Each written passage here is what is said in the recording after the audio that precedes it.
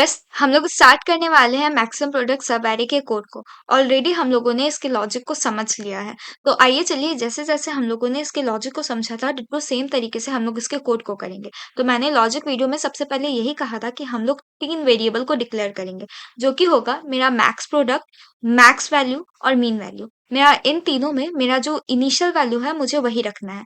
उसके बाद नेक्स्ट मुझे क्या करना है, नेक्स्ट मुझे करना है कि एक लूप चलाना है, और वो जो मेरा लूप होगा i इक्वल टू 1 से लेकर के जो भी मेरा एरे का लेंथ होगा उतना दूर तक चलेगा। तो मेरा array dot length and I plus plus.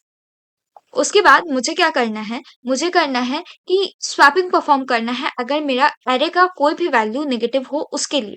तो मेरा मीन और मैक्स के बीच में मुझे स्वैपिंग परफॉर्म कर देना है।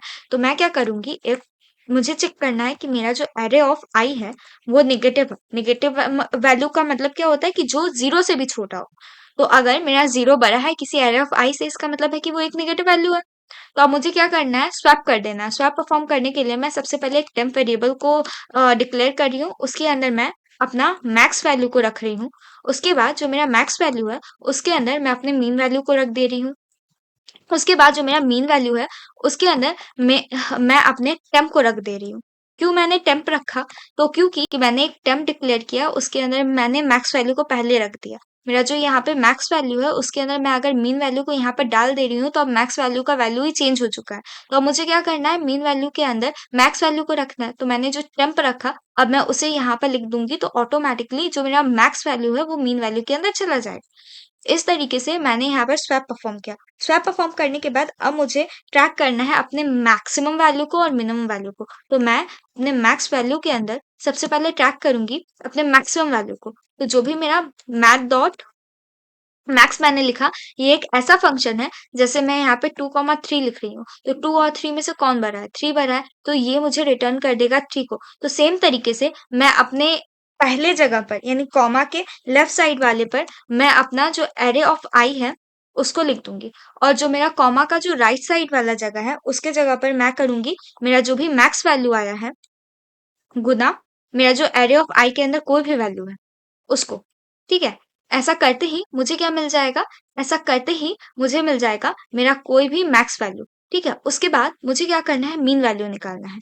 तो मेरा जो मीन वैल्यू है वो भी एकदम डिट्टो सेम रहेगा, यानी कि मुझे मीन वैल्यू निकालना है लेकिन मुझे मिनिमम कंपेयर करके निकालना है। तो मैं क्या करूंगी, यहाँ पर बस मैक्स वैल्यू की जगह यहाँ पर मीन कर देती हूँ। मीन करते ही मेरा जो मीन वैल्यू है, जो कौन सा वैल्यू सबसे छोटा है वो निकाल करके देगा। तो यहाँ पर मुझे मैक्स की जगह मीन लिख देना है। तो मैंने दोनों मैक्स की जगह यहाँ पर मीन लिख दिया, तो अब ये मुझे क्या रिटर्न करके देगा, मिनिमम वैल्यू रिटर्न करके देगा। उसके बाद मुझे क्या करना है, मुझे बनाना है एक मैक्स प्रोडक्ट को, यानी कि मुझे चाहिए एक फाइनल मैक्स प्रोडक्ट जो कि मेरे फाइनल वैल्यू को अपने अंदर रखता हूँ। प्रोडक्ट, उसके अंदर मैंने लिखा मैथ डॉट मैक्स। मैक्स लिखने के बाद मुझे इसके अंदर रखना है अपने मैक्स प्रोडक्ट को, और मेरा सबसे बड़ा प्रोडक्ट मैं कहाँ पर इनिशियल वैल्यू को कहाँ पर ट्रैक कर रही हूँ, तो मैं मैक्स वैल्यू के अंदर कर रही हूँ कि कोई भी मेरा बड़ा वैल्यू आता है तो वो मेरे मैक्स वैल्यू के अंदर चला जाता है। तो मुझे अपने मैक्स वैल्यू को और इन दोनों के बीच को कंपेयर करना है कि कौन सा जो मेरा वैल्यू है वो सबसे बड़ा है। इन दोनों में से जो मेरा जो वैल्यू होगा, जो सबसे बड़ा होगा, वो मेरे मैक्स प्रोडक्ट के अंदर आ जाएगा। ठीक है, तो अब मुझे रिटर्न करवा देना है अपने मैक्स प्रोडक्ट को। मैंने क्या-क्या कहा, मैं एक बार फिर से कह देती हूँ। मैंने कहा कि मैंने यहाँ पर 3 वेरिएबल डिक्लेयर किया है। 3 वेरिएबल डिक्लेयर करने के बाद मैंने अपने एरे को 1 से लेकर के एरे डॉट लेंथ तक रन करवाया है। उसके बाद अगर कोई नेगेटिव वैल्यू आया है तो मैक्स और मीन के वैल्यू को मैं स्वैप कर दी हूँ। उसके बाद मुझे मैक्सिमम वैल्यू और मिनिमम वैल्यू को निकालना है। तो मेरा जो सबसे मैक्सिमम वैल्यू है उसके लिए मैंने मैथ डॉट मैक्स एक फंक्शन का यूज़ किया है। वो क्या करेगा, मेरा जो एरे ऑफ आई है और जो मेरा maximum value into array of i है, उन दोनों के बीच में मुझे निकाल करके दे देगा कि कौन सा मेरा वैल्यू मैक्सिमम है, उसको वो मैक्सिमम वैल्यू के अंदर डाल देगा। उसके बाद जो मेरा मिनिमम वैल्यू है, मिनिमम वैल्यू मेरे मिनिमम को निकालेगा। इसके लिए मैंने जो फंक्शन यूज किया है वो है मेरा मैथ डॉट मीन। उसके बाद एरे ऑफ आई और minimum value into array of i के बीच में कंपेयर करके ये मिनिमम वैल्यू के अंदर वो वैल्यू डाल देगा। उसके बाद मेरा है मैक्स प्रोडक्ट। मैक्स प्रोडक्ट मेरा हमेशा ग्लोबल मैक्स को देखता है कि मेरा सबसे बड़ा मैक्स क्या है। ये दोनों में जीरो वैल्यू आने पर ये दोनों के दोनों का वैल्यू मीन वैल्यू और मैक्स वैल्यू दोनों के अंदर 0 भर जाएगा। यानी कि अगर मान लो किसी कारण से यहाँ पर 0 आया, तो गुना करने के बाद दोनों के अंदर मेरा 0 ऑटोमैटिकली इस फंक्शन से भर जाएगा। लेकिन जो मेरा मैक्स प्रोडक्ट होगा वो कभी 0 नहीं होगा। वो सिर्फ़ और सिर्फ़ फाइनल मैक्सिमम को ही वो ट्रैक कर रहा होगा, जैसा कि हम लोग इसके ड्राई रन में पहले ही देख चुके हैं। उसके बाद हम लोग रिटर्न कर देंगे अपने मैक्स प्रोडक्ट को। तो आइए चलिए इस कोड को हम लोग कंपाइल करके देखते हैं। यहाँ पर कुछ प्रॉब्लम हुआ है math.max में।